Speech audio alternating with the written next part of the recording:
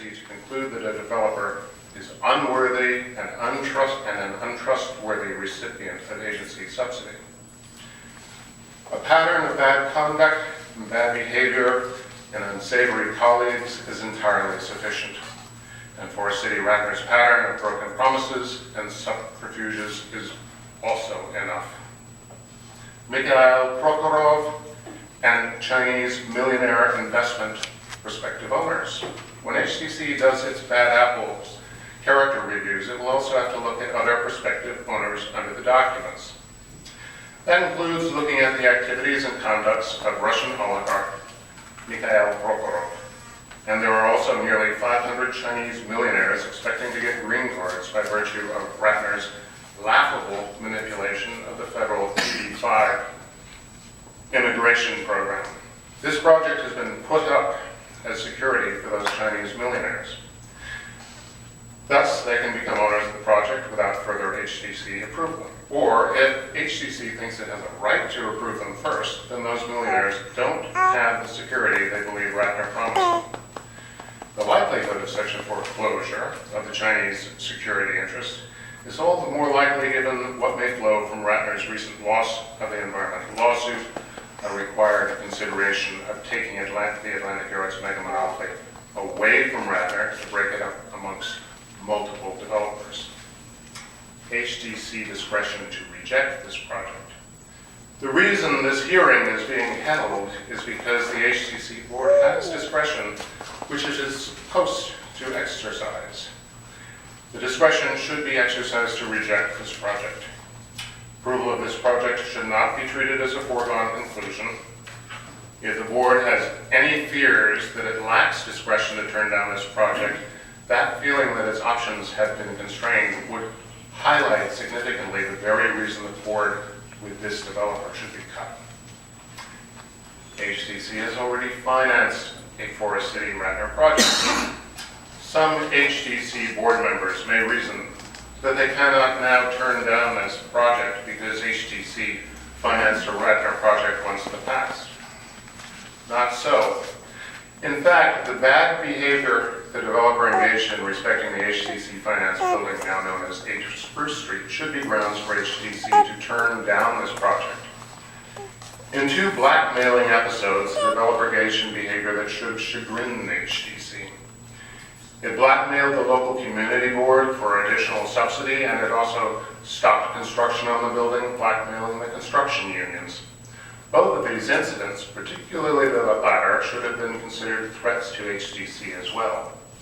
For HTC to proceed with an approval of this financing after that behavior would constitute HTC's endorsement of such blackmailing techniques which are actually typical of the developer and facilitated by its continuing monopoly on development, which government, including HTC, should act to end.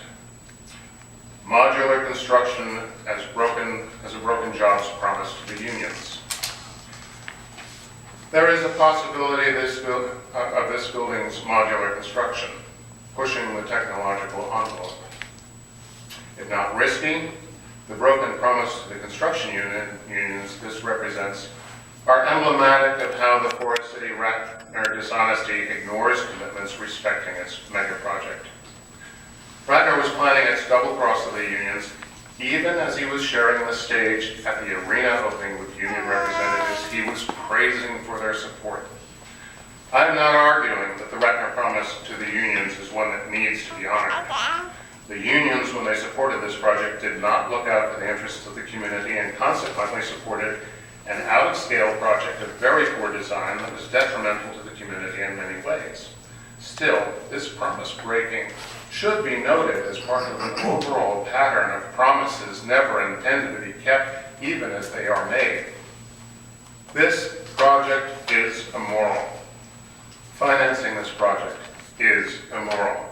This project is immoral because tax-exempt bonds and subsidies should not be used to reward, buttress, and facilitate eminent domain abuse from the capitalism, government-sponsored monopoly building, and grossly out-of-scale development. That is not the whole of it. HTC is comprised of government officials, who are supposed to be acting as guardians of the public trust. This hearing is required with that notion in mind. Government officials cannot act to protect the public. They actually lose the ability to do so if they don't have bargaining power. Government officials won't have any bargaining power unless the Ratner monopoly is broken up.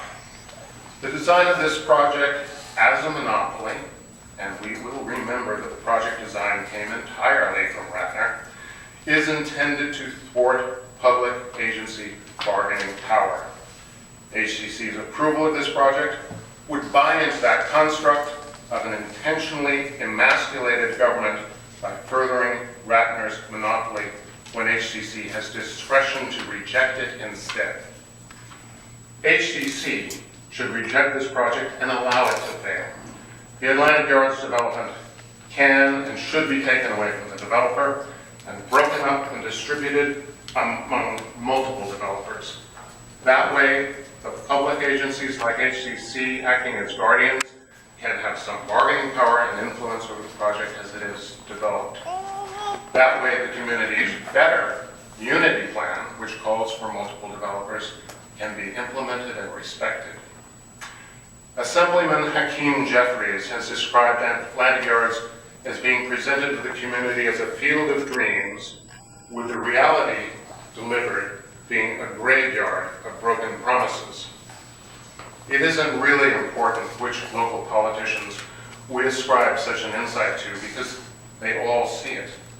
What is important is to realize that the entire mega project is fabricated on a foundation of false promises from which Ratner blithely and routinely expects to escape accountability. And there can be no reasonable expectation of enforcing delivery of any true benefits from Ratner, while Ratner still has the upper hand in a monopoly situation. HCC should have learned a microcosmic version of this lesson in connection with the Spruce Street project. Scarce subsidy delivered to Ratner is misdirected. Delivery of scarce resource subsidies to Shore City Ratner for out-of-scale development hogs and misdirects subsidy that could and should be better used elsewhere, including smaller developers and not-for-profits with a better chance of it benefiting minority developers. HCC needs to pay attention to the unhappy saga. None of us